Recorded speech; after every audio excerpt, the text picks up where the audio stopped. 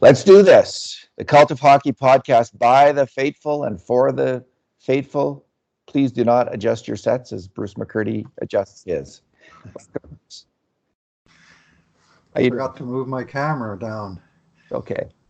It's okay. This is, high-tech stuff. We're not on this podcast for our technical wizardry, thankfully. So it's not that's not what we're selling. We're selling authentic homespun,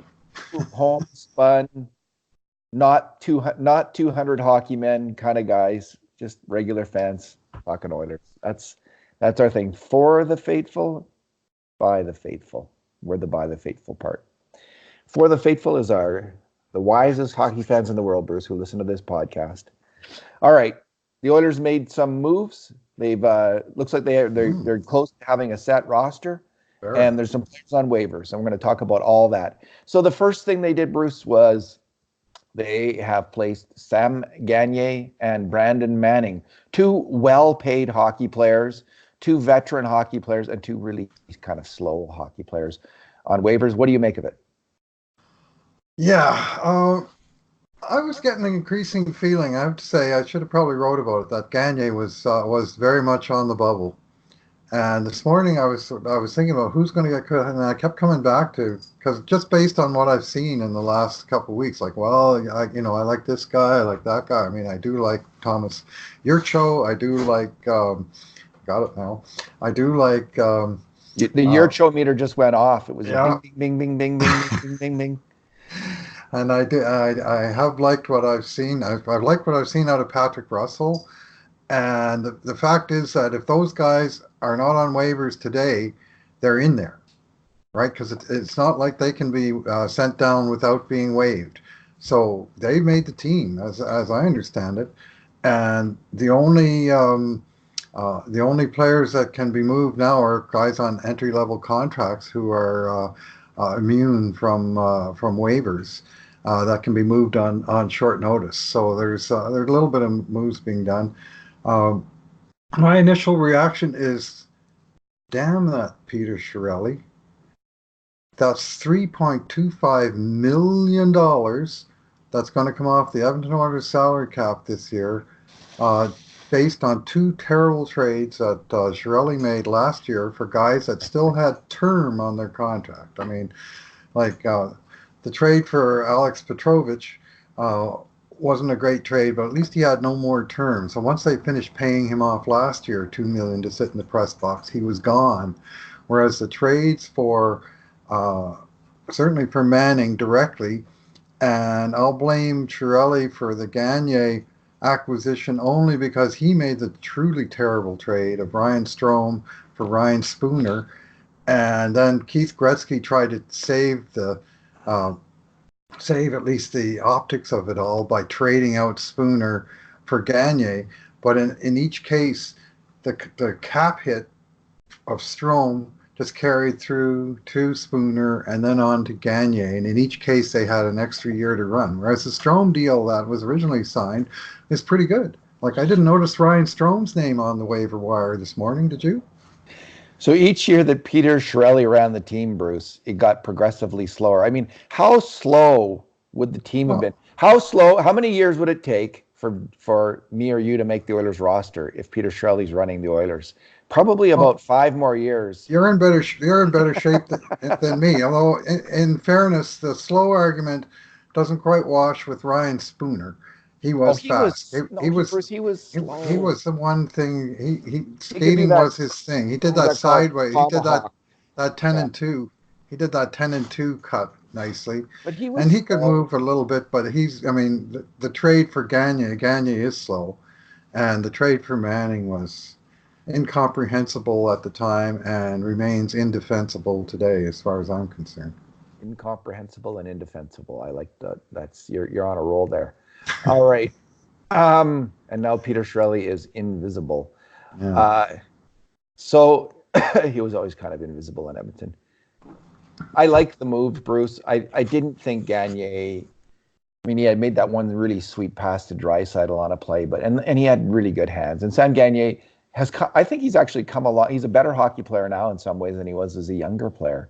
He's more of a responsible two-way hockey player. I kind of liked his game. But I just think really the Oilers are desperate for speed. They really are. They were just such a pathetically slow, maybe the slowest team in the NHL last year, which is saying a ton when you have Connor McDavid on it. But I think there's a strong argument to be made. They were the slowest freaking team in the NHL last year. That was pathetic. And they're desperate to get faster. So they've added Joachim Gustav Nyquist to their roster.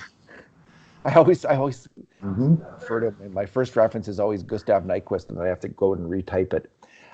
So they added Nygaard, who can really fly.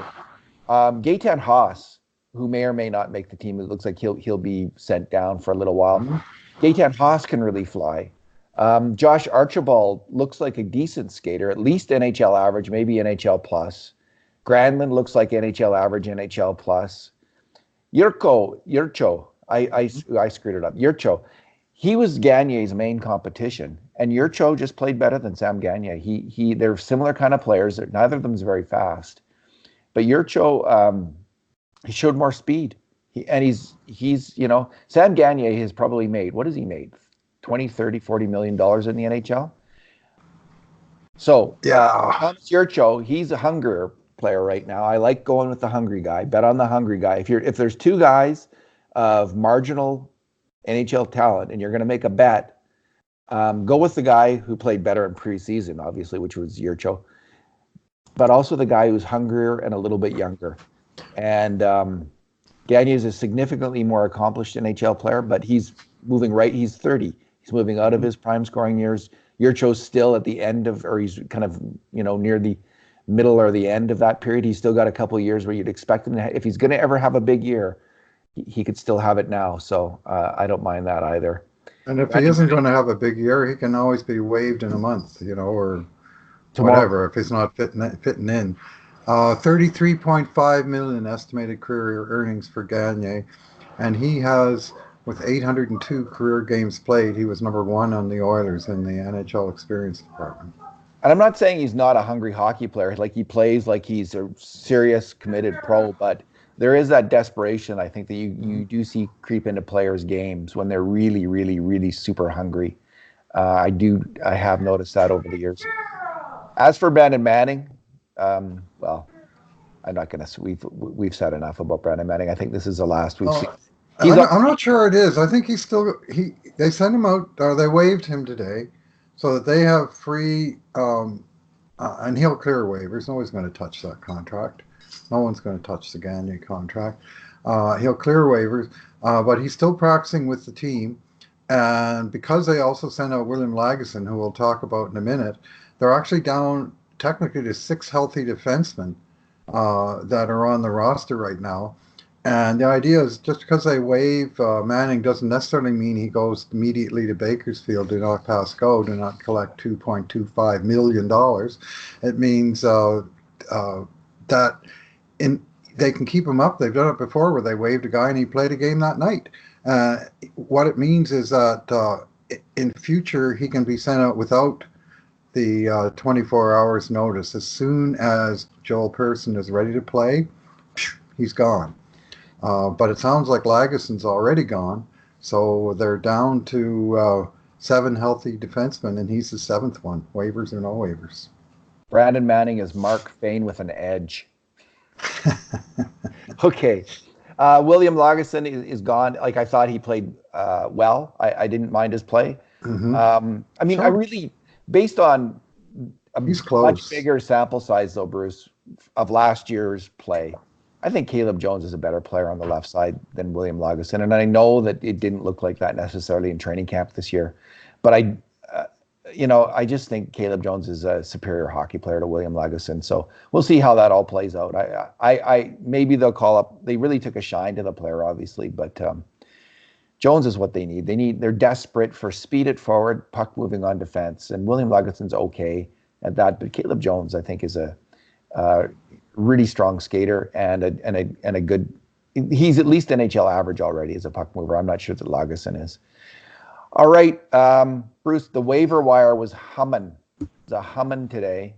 Yeah, there's some interesting names out there on waivers today.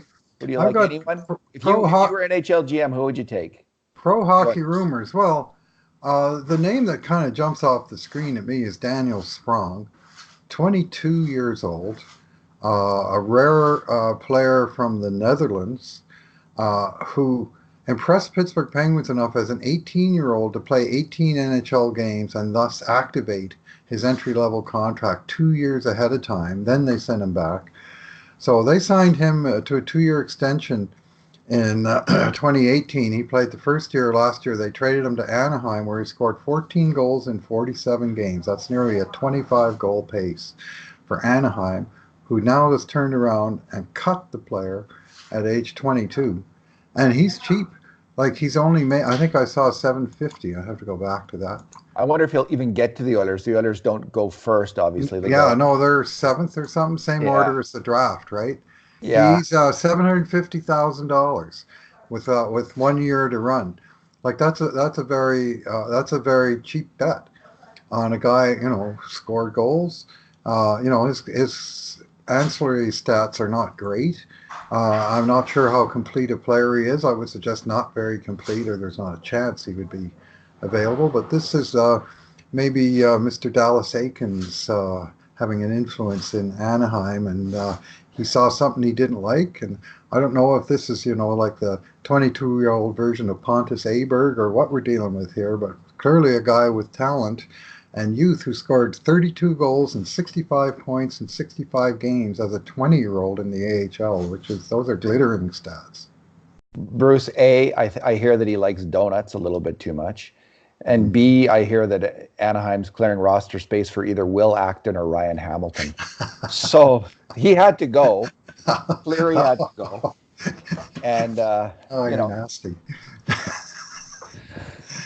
I'm expecting good things from Dallas Aikens in Anaheim.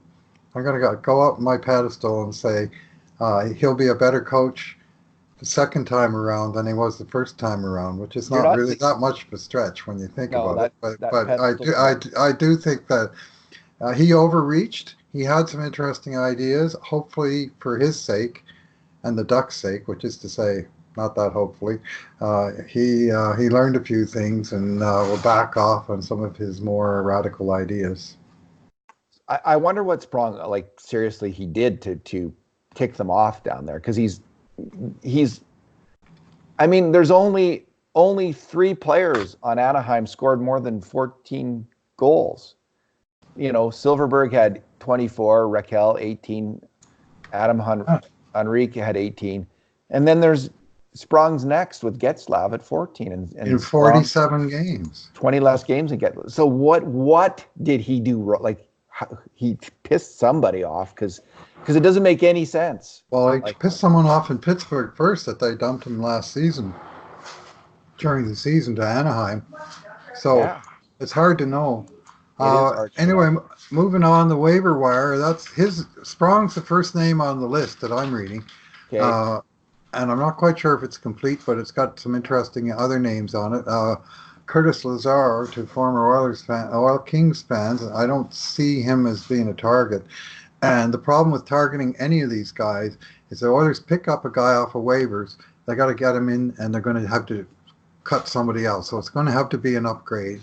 And usually, other teams' rejects, you would think they might be marginally better than Oilers' very bottom players, but they really have to choose their spots.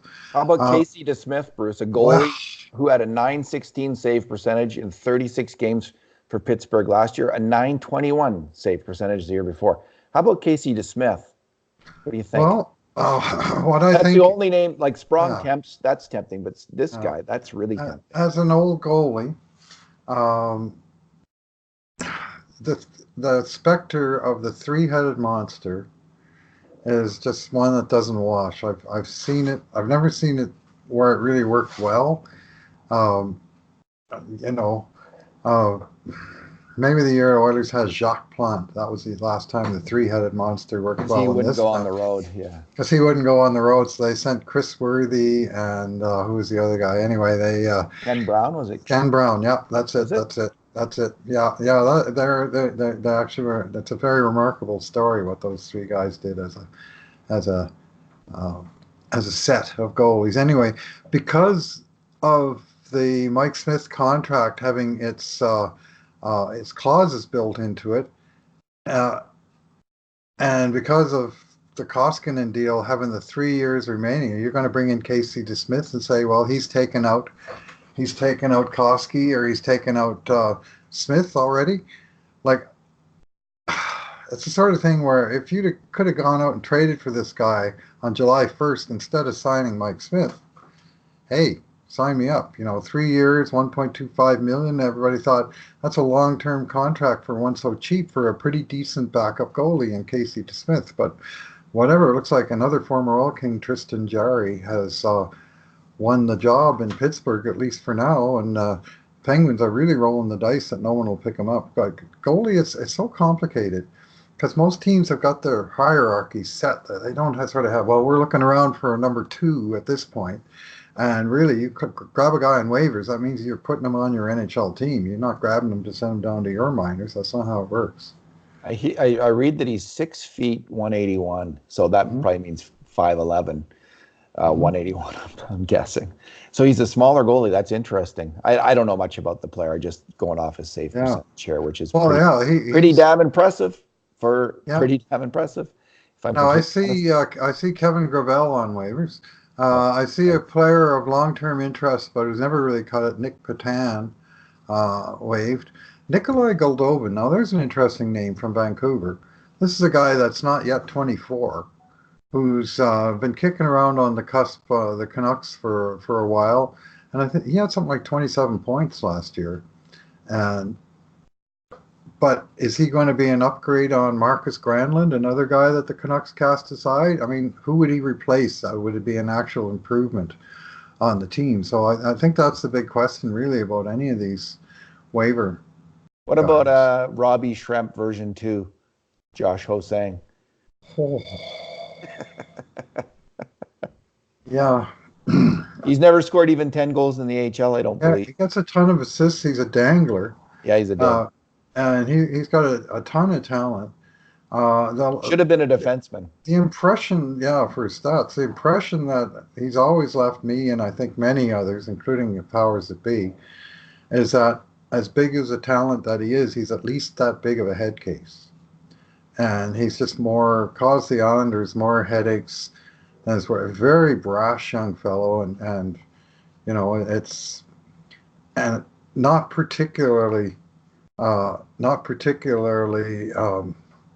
professional. Is that fair to say? I mean, I don't know anything about it, just by record. I mentioned Pontus Aberg last year, and he committed the classic blunder of missing a practice because he slept in after the game after he got promoted to Connor McDavid's line. How's that for a smart career move?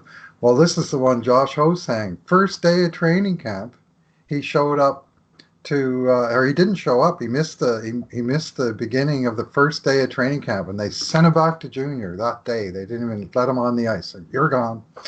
I mean, hello, be ready, right? I mean, that's the pro approach.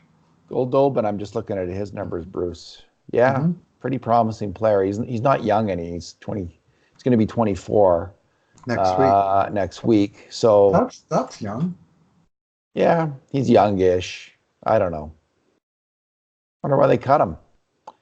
I guess he wasn't as good as Adam Gaudette is what I was reading on the point-a-game player in the AHL, not last year, but the year before, and almost a point every second game in Vancouver. Is that better than Thomas Yurcho? I always There's no K in Yurcho. That's what I finally figured it out. Everybody's saying Yurchko, but there's no. The C is ch. It's not ch. Anyway, no. Anyway, he always looks dangerous, but he's run a big ugly minus in Vancouver for whatever that means, and I'm not sure that there's much breadth to his game. Like he's an offensive player. He's not a big guy. And he's not. Yeah. And so he's a kind of an iffy. I think they brought in Yurcho for a reason, right? Mm-hmm. Ken Holland knew the player really well. Yep. He thought this Yep. guy's got some untapped potential. Mm-hmm. He would have known how he did in the AHL last year when Yurcho was probably one of the best players in the AHL, best two-way players. Like he was. Did he win the championship? Was he on the championship team? Anyway, he was a hell of a player down there, and Yurcho's really looked good so Yeah. far. Like Yes. if that wasn't his name and he was a returning 20 goal scorer for the Oilers, you'd think, yeah, there he is, our great dependable 20 goal scorer, and he's looking, showing his class in preseason. Now, of course, we've all learned the hard way not to put too much store in preseason, Right. but I'm curious to see how he does. Like he really has some skill. He looks like kind of that classic. You know how you turn into the World Championships every year, and there's some team you never heard of. Like it's the Canadian team that they've put together has enough talent in theory to win the Stanley Cup. That's how much talent usually is on that Team Canada team when at the World Championships. Oh, and yeah. yet they're getting tied by Norway or tied by Switzerland or tied by Slovakia, and you think, who are these Slovaks? And there he is, Yurcho, like this guy who's on their top line and their top power play, and he's given hell to Team Canada.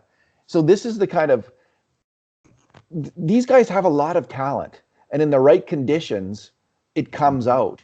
And can the Oilers create that kind of condition for a player like Yurcho to thrive? And probably not. Or Haas, who fits the same Line, general description. Second line center on the Swiss team. Some guy you only ever see at the World Championship or the Spengler Cup, right? But he can play. Canadian, but yeah. But he can play. So yeah, and listen, Haas, to me, he earned a spot, Bruce. To me, based on that last game, Colby Cave has never had a game in the NHL like Haas had there. Colby Cave is an interesting. He's a hell of a grinder. I'll give him that. But Haas has NHL speed, and I would pick him over. Personally, I would pick him over Colby Cave. Cave has made the team because if he hadn't made the team, they would have had to waive him today. Yeah, and I don't mind that. So he's in there. And Haas, a while back, he said he would be willing to go down to the AHL until November 1st. Now, it was an interesting admission from him, frankly.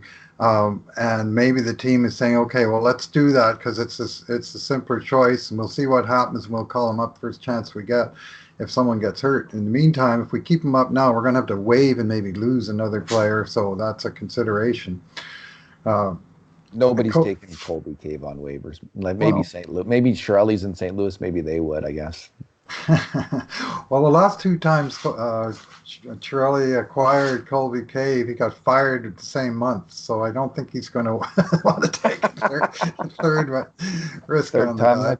Yeah, right. Anyway, I don't hate Cave, and he had. I don't hate him either at all. He had great fancy stats last year. Like he was number one on the team and a whole list of stuff. Like they had the puck in the other team's end when he was on the ice. I'm sure he's a better player than Connor McDavid according to those numbers, but I'm sure he isn't a better player. No. I mean, he played against weaker competition. He's a fourth line player, but he wasn't a fourth line player who was getting caved. And he just couldn't score, and that's a big knock on the guy. And I think Gaten Haas, yeah, it is. And I think Gaten Haas is a guy who might be able to score, 10 goals kind of thing. Anyway, Gaten. For now, Gaten is skating down to Bakersfield, I'm thinking, tomorrow. And what's likely going to happen tomorrow, and don't panic, people, is the Oilers are going to have to send out on paper 2 players. They have to send down 1 player. And I'm thinking that's going to be Haas, but they're probably going to have to make a paper transaction of 2 players, and the only 2 forwards they have on ELC who can be sent out without waivers are Haas and Nygaard. And the reason they have to make room is that Kyle Brodziak, as I understand it, has to be on the roster for 1 day. So there'll be a paper transaction saying so-and-so is going out, and then the next day you'll say Kyle Brodziak placed on injured reserve, and Joachim Nygaard recalled from Bakersfield, and of course he's never left.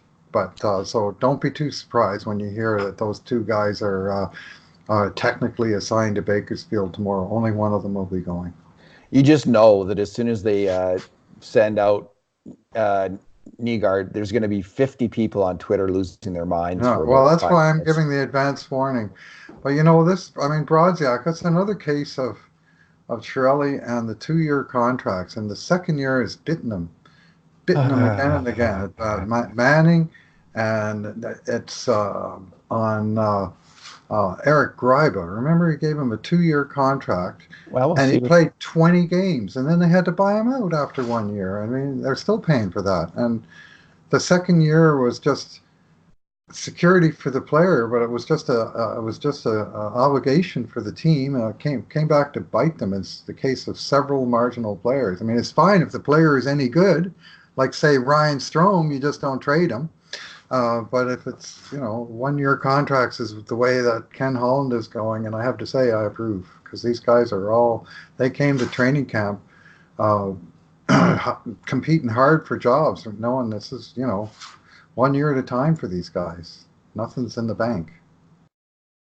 So our headline for tomorrow will be, can Skaten shake the bake? All right.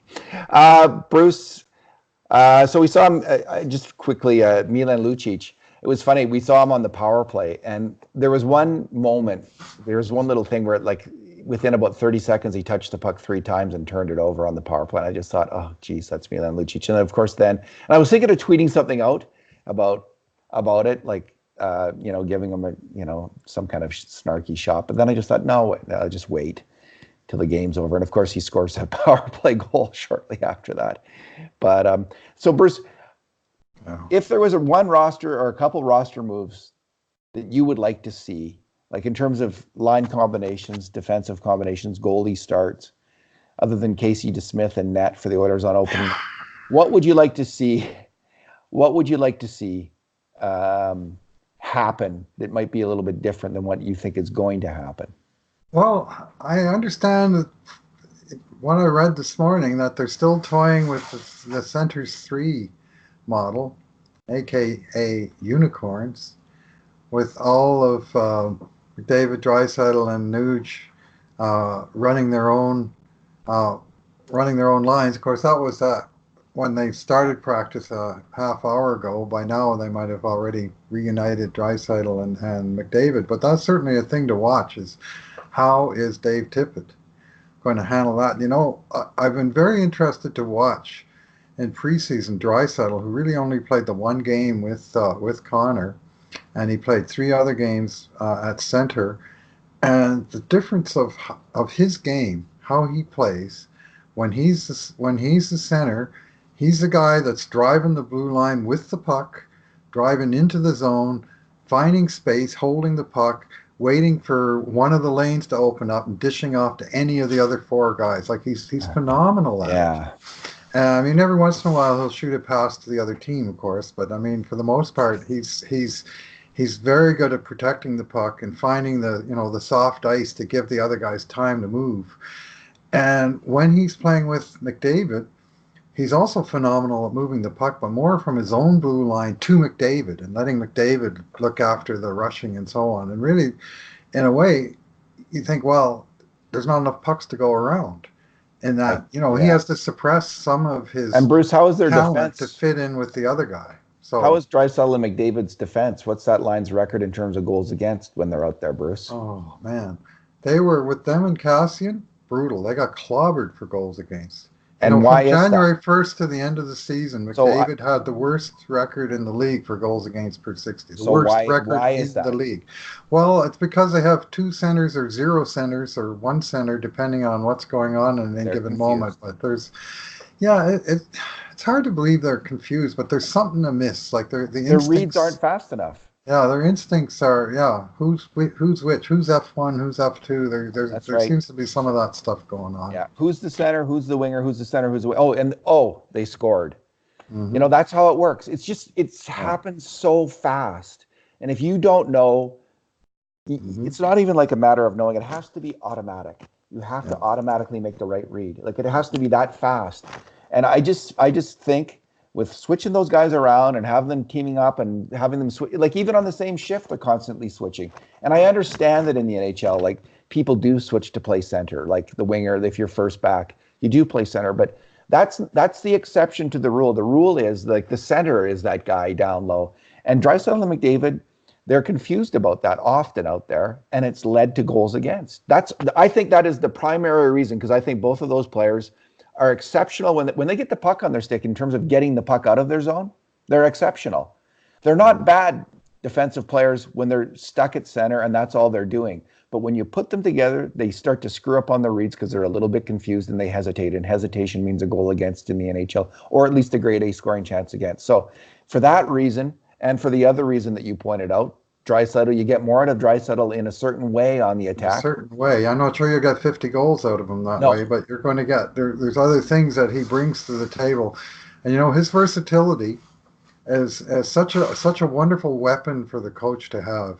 And if I can harken back to a mandatory 80s sports reference, I think back to the wonderful, great Jari Kurri, and how he was a second fiddle forward for all the first 8 years of his time in Edmonton, playing on the line with Gretzky and being the guy without the puck, doing the responsible defensive work, getting open for the one-timer.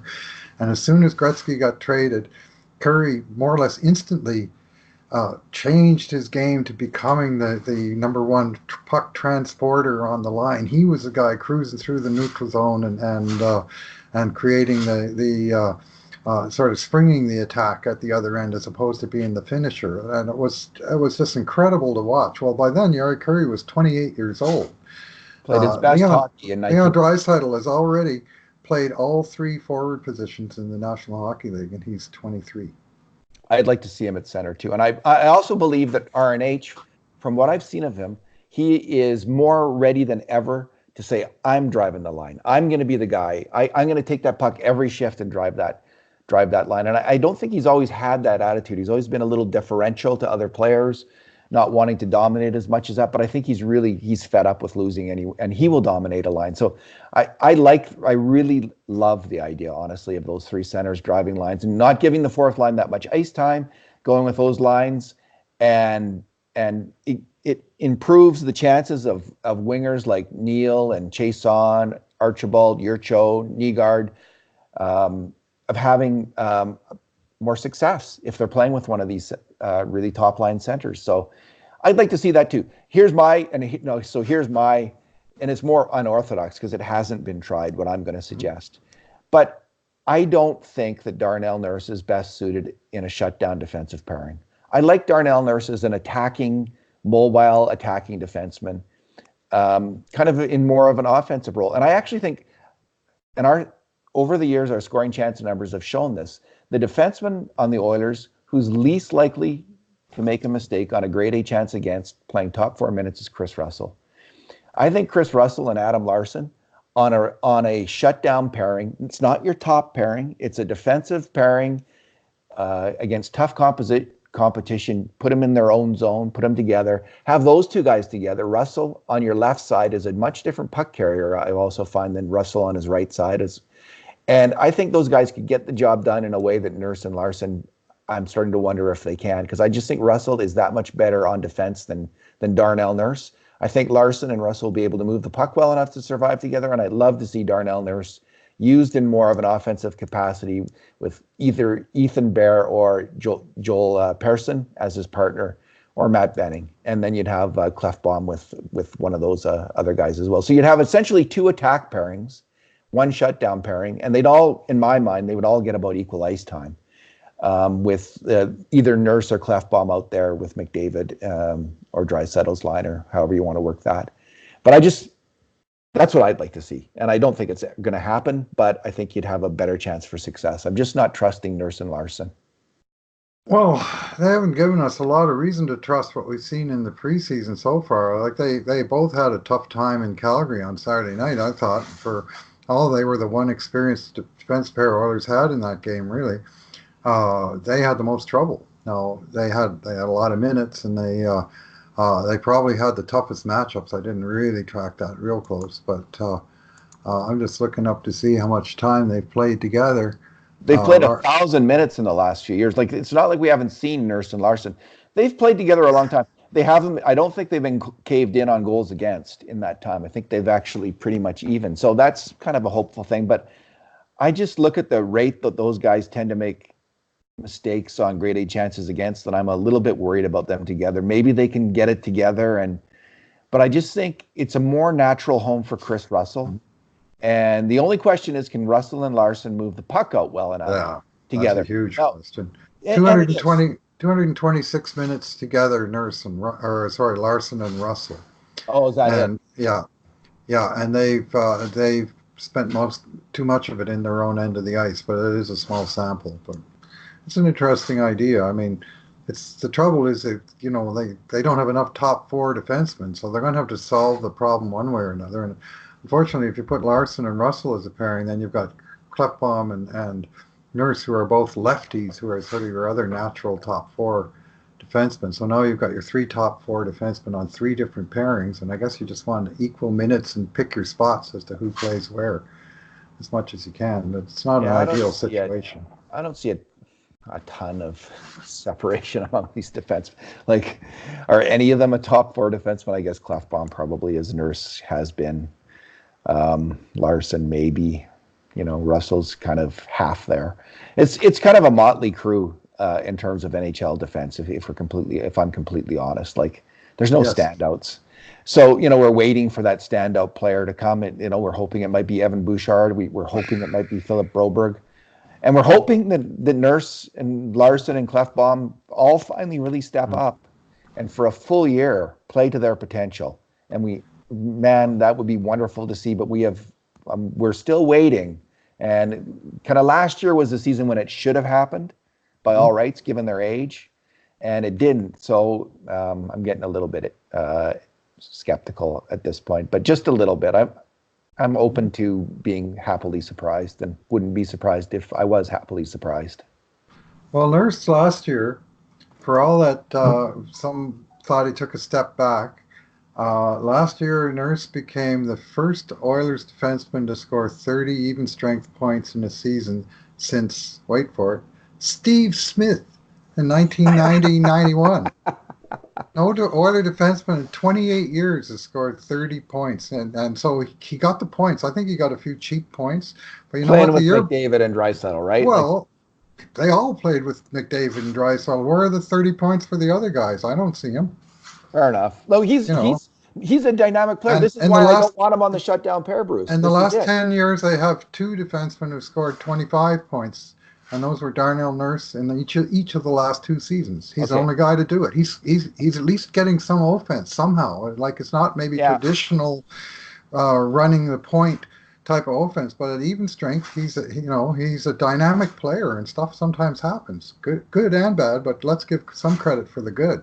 And that's what I'm trying to do actually here in changing up these pairings, is play to his strength, because I think his strength is that dynamism, and let's go with that. Let's run with that. Let's put him with a guy like Ethan Bear or Joel Persson, and let's see how they do together, moving the puck. There's going to be a bit of chaos out there, but I think they could get something done offensively, and this team is desperate for that. I mean, it's a team that you get behind a goal last year and it was over. It was done. This team was so weak. So I know they've got to cut goals against, and that's their focus, but really they need better goaltending as much as anything in that regard. So, okay, my last thing for opening night, and we'll end here, unless I'll give you one more shot at it, is I'd like to see Smith, not Koskinen. And this is why. The Canucks, I've noticed, they saw Peterson beat Koskinen glove hand a few times. And all of a sudden it got in all their minds, oh, we can beat Koskinen glove hand. And they're all shooting like they're Peterson now. Like, they all have incredible confidence shooting against Koskinen. The Canucks believe they can bury it against Koskinen, and because they believe it, they do it. So I would not be playing him against the Canucks. I would be playing Mike Smith. There you go. Any final thoughts that you have? Yeah, just because it's game one, I'm thinking Koskinen gets the first start and Smith gets the second. Because Koskinen's, the senior guy on the team, and he's, if you look at the contract status, he's the number one, and let the best man win. But you think the best man has already proven out of training camp to be Smith, that he should get the start in game one? I think that's true, and I think Tippett believes that as well, and I think we will see Smith. Neither guy posted a save percentage above 900 in any single preseason game or half game. Well, there you go. If you want a lot of confidence in their net finding. On the other hand, Stuart Skinner and Dylan Wells, each had a 1,000 save percentage when they played in that that first game against the Winnipeg Jets. So anyway, for what preseason matters, I mean the disparity of competition in preseason, just from line to line, or certainly from game to game, you get entire weak teams that you play against. You know that you really can't put a lot of stock in the stats, or the fact that the Oilers were number one in the NHL in shot attempt percentage and shot percentage. They outshot everybody they played, and by a significant margin. Maybe that's Dave Tippett's work, or maybe that's just preseason. Don't pay any attention to it. You tell me. I don't pay any attention to that personally. In the preseason, well, what was their face-off percentage in the preseason too? Although It was good. I think the Calgary was got the better of them on the dot in the last game, if I'm not mistaken. All right, Bruce. Well, let's leave it there. Thanks for lots of news to come in the next couple days, and of course, season kicks off on Wednesday. So I'm sure we'll be talking again soon. Let me just go on Twitter here before we sign off, because I just want to make sure that we haven't missed anything. Let's see. Of course, my computer's all seized up. That's how it works. Yeah, it doesn't look like we've missed anything. These are the lines from today. Yurcho, McDavid, Neal. Yurcho, first line. Nygaard, Draisaitl, Cassian. Granlund, RNH, Chason. Kara, Cave, Archibald. Okay. And Russell and Haas, the extra forwards. Sheahan is not on the ice. I don't mind those lines at all. All right. Thanks for talking, Bruce. Thanks for listening, everyone. And in the meantime and in between times, this has been another edition of the Cult of Hockey podcast.